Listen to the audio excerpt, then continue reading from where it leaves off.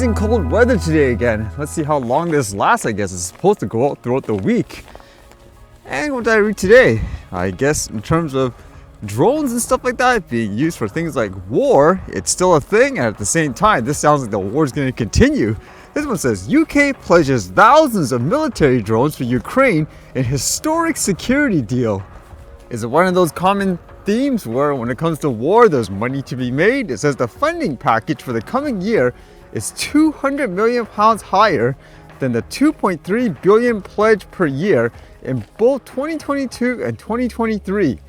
It will ensure the, quote, largest ever commitment of drones, Sunak's office said in a statement. The UK Prime Minister said the aid was designed to send a strong signal of support to the Ukrainian people. Russian President Vladimir Putin needs to recognize we're not going anywhere, he added.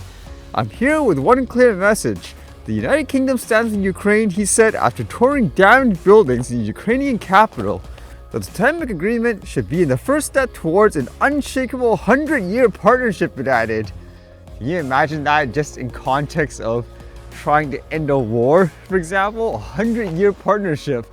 Will that imply, for example, this war will go on for hundreds of years too? And it says at least £200 million of the latest aid package is to be spent on, quote, a major push to rapidly procure and produce thousands of military drones for Ukraine, including surveillance, long-range strike, and sea drones. Sunak said the aid currently in place was due to run through to the early part of this year.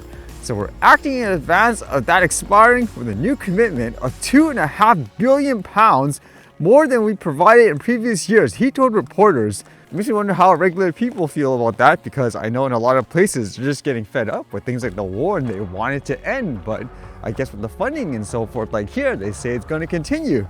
Will it continue? I guess that's the question. And when I thought of military drones, a lot of people are constantly concerned with, I guess, drones with, quote, weapons. How about this one? It's kind of interesting. You've heard of things, for example, people doing things like controlled burns and all that. Well, this one says, drone trial a flaming success. Drones were recently used as part of a 6-kilometer planned burn, with the trial branded a success by organizers. It's difficult to burn large areas in a short period of time when you are on foot, said CFA West Region Vegetation Management Officer Joshua Hodges. A drone can complete breaks faster, provide a safer environment for volunteers, and is easier to use in areas of rocky terrain. Mr. Hodges says CFA members will now be able to implement what they learned from the trail into future fire prevention and control activities. It was certainly fascinating to watch, and we learned a lot on our first attempt that can be integrated into further burns, he said. Westmere CFA Planned Burn Coordinator Mark Gubbins was also part of the trial and said drones are great for burns in challenging terrain. Funny enough, in hearing that, what it reminded me of are all those news in recent times where I guess officials, they screwed up with these, I guess, quote, controlled burns of sort, and it ended up creating a huge disaster. It made me wonder, would that be the case here too in general? But again, more officials and stuff using drones, huh?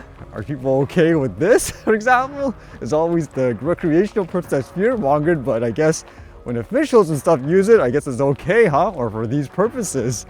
And then I was reading this, which is kind of fascinating. Apparently, I guess in places like Montreal, they're having a lot of issues with porch pirates, people stealing other people's deliveries, where I guess they just randomly go to someone's home or whatever and just take, for example, the package that's left outside. And what was controversial is apparently, I guess the police was saying don't show videos of them. You may be wondering, what? How does that make sense? This one says, porch pirates, a daily problem in Montreal West. Montreal West is known for its large porches, but around the holidays, those porches are a big target for thieves or porch pirates. It's something we deal with on a daily basis, says Montreal West councillor responsible for public security, Lauren Small-Pennefather. Small-Pennefather said packages are stolen from homes regularly, and while there are bylaws and police officers in the community who know about the problem, she said porch pirates are getting smarter. You have people that are following the vehicles, and when they see a parcel that's dropped off, they then go and take the parcel if nobody comes to the door to retrieve the parcel, she said. So because of that, as expected, people are trying to find ways to solve the problem by installing things like security cameras and capturing footage of it. But because of that, it says provincial police are urging Quebecers not to post the clips online because they say there could be a case of defamation.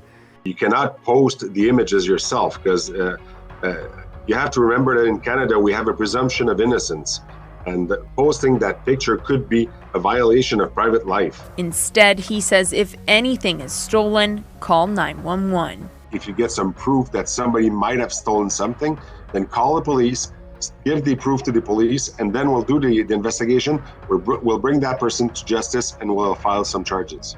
So as you can imagine, that's making a lot of people, I guess, react negatively. Like, what?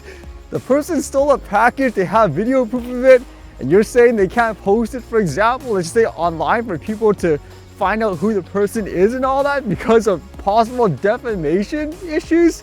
That's ridiculous. How would you, I guess, defend that? Let's just say you have like a video, for example, where the guy clearly takes the package. What's your defense afterwards? Oh, I took it because I didn't, quote, intend to steal it or anything. I was just holding it just to make sure. Like, once the person's back, I'll bring it back to them. Or what's next? Is it going to be one of those crazy situations like I hear murderers, they kill someone and they get off technically saying they were suffering from some kind of, I guess, psychological disorder? Will that be the case here too? That's crazy, isn't it? Or at the same time, someone's stealing a package or something like that. What if you have cameras, for example, where it shows the guy running right into the car with the package and taking off too? Oh, in my opinion, this is crazy, but what would you think?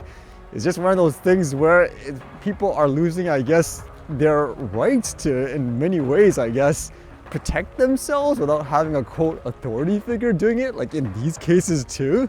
I mean, at this rate, it's gonna be so ridiculous where if somebody literally comes up and assaults you, like tries punching you, hits you with a weapon or something like that, it's gonna be, don't fight back, don't defend yourself because you could get sued for what? Bodily harm for defending yourself. Make sure you call the police. Like, that would be ridiculous, isn't it? But that sounds like what this is kind of leading towards in many ways.